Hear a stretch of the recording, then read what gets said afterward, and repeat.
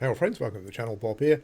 And every now and again I get someone asking about a particular MMO that I played. So what I'm going to try and do over the next few weeks, just do a video on different MMOs that I've kind of haven't been playing for a while, just to let you know why and what's going on, if anyone gives a damn.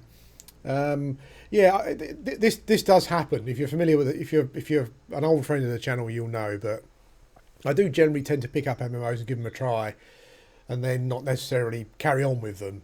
I think Secret World was probably one recently that was a good example of that. But Project Gorgon was one that up until a little while ago was fairly, I was fairly kind of into quite in a big way. I'm not so much now, and I thought I would just update you on why that is. I think for those who don't want to hear me waffling, because this is not scripted, so I'll probably repeat myself 100 times and all that sort of stuff. But anyway, the TLDR version is that I kind of feel that the development of the game is, what should we say, arse about face, basically, is a term we use in the UK. I'm not sure if you're familiar with that, but kind of backwards. And I'm not sure if it's because the developer, I'm not talking about sort of hand holding here. One of the things I like about Project Gorgon is the fact that it doesn't hand hold. But it's more about something being implemented into the game that is not designed to be fun straight away. Now, some of you might say, "Oh, well, that's fine. You need to work at something for it to be fun." No, you don't. No, it's a game. If you're going to implement something into a game, it needs to be fun from the off. And I think that certainly since I've been playing, and I've been feeling it more and more as time's gone by, is that the developers, and I'm not quite sure. I'm not sure if it's the same problem that Shroud of the Avatar has. So Shroud of the Avatar is an fairly old game as well. It's been into development for quite some years. And it's got a core player base that have played from the start, essentially. So what you have is a core player base who were there right at the beginning. They come all the way through, particularly in games like Shroud of the Avatar and Project Gorgon, where you're not really limited by what you can do. There are skill caps and things, but in Project Gorgon anyway. But there's lots for you to do. So the more you play, the more options you're going to have in the game, essentially, and the more powerful you're going to be, certainly. And because Shroud of the Avatar doesn't really have any skill caps, that's that sort of thing just runs away. So I'm not sure if it's because the developers of both of these games feel that they're developing the game for experienced players who have been here from the start. So when you introduce something new, it needs to be really horrible and grindy from the start. I'm not sure if it's that, or if that's just how they think development should be done. For me personally, for both games, again, they've both got small player bases, let's be honest. Dedicated, but small. And I think you need to be encouraging new players. And I don't think that either game is trying to do that. But I'll talk about Project Gorgon, because that's what I don't think Project Gorgon is doing that. I feel that skills are introduced in a manner to make them just off-putting, particularly from a more casual or new player from the start. And they only get fun later on. There are a number of examples of this that I can just think of off the top of my head that have been going on, that have come into the game in patches over the last few years. But the most recent one that I was most excited about was animal husbandry. And when I came into it, I thought to myself, well, you're probably going to get the usual. Okay, so generally you need to increase favour with an NPC. It's all very samey. There isn't mechanically, these things don't change, so it's all very similar. You increase your reputation with an NPC until it unlocks a skill. So okay, then I'll do that. So I found out what the person wanted to increase the favour with. I went out and got loads of those items. I increased the favour. First thing you need to do is find the NPC, which is not particularly easy. she's in this city here. I'm not sure if you can see if I move around. She's in this city here, which is quite big, but you'll find her eventually. She's in the first thing that I found quite strange was that you can add animal husbandry when you've got animal handling at level 50. Quite low, really. I mean, if you pick up animal handling, you'll get to 50 very quickly. So the first thing I found a bit odd was the fact that the NPC is in the highest level zone in the game, pretty much. It's a new zone, very high level. So they're there. So you kind of think to yourself, that's weird. Is this going to be another one of those skills? Yes, it is, unfortunately. But anyway, let's go back a bit. So yeah, it's in the highest level zone first of all. Okay, well, fair enough. So you get the stuff you need to increase the favour. You make it to the zone, and this is what happened to me. So I did that, made it to the zone. I turned the stuff in to increase the favour. I clicked on training. It said animal husbandry, great. Went to click on it, it was greyed out. Oh, okay. Why is it greyed out? Looked at it, so there's a new currency in the game that you need. Right, okay, holy smokes. You know, it's just too... I kind of feel so exasperated because Project Gorgon is still the most unique MMO that I was playing, that I have played recently, you know, in recent years. But yeah, let's not get sidetracked too much. So you need this currency, basically. The only way you can get this currency, it seems, and I might be wrong in some of this stuff, so please correct me in the chat. The only way you can get this currency, it seems to be trading with one NPC. So I go to the NPC. You need 20 of this currency to train animal husbandry. I go to the NPC. Apparently, it changes randomly day to day or week to week as to what the person wants, and you can only make one trade, I think, a day for the person, and you can get 10. Okay. So I can't train animal husbandry today. No, afraid not. You have to get the 10 today and come back tomorrow and get the other 10.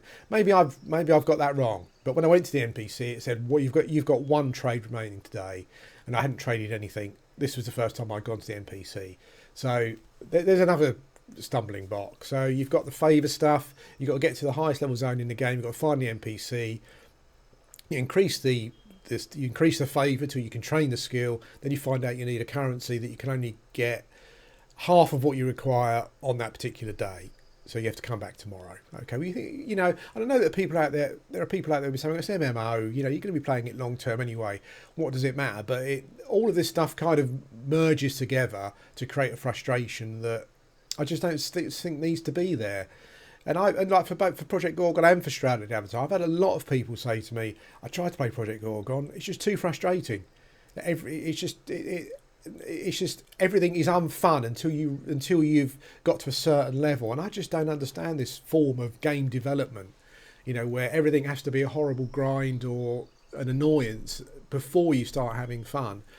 So at this point I wasn't having any fun, and I haven't even tried animal husbandry, which was, you know, I haven't got to the point where I tried it yet. You know, it was quite frustrating. And then while I was back at the NPC, I hadn't logged in for a while. I briefly read the patch notes, but I didn't know what was going on. So I was at the NPC for animal husbandry, and night fell. Loads of mobs spawned around me, two-shot me essentially, and I was like, what? And then I found out that at night, this town where the NPC is for animal husbandry, the town gets attacked at night, basically. I was the only one around.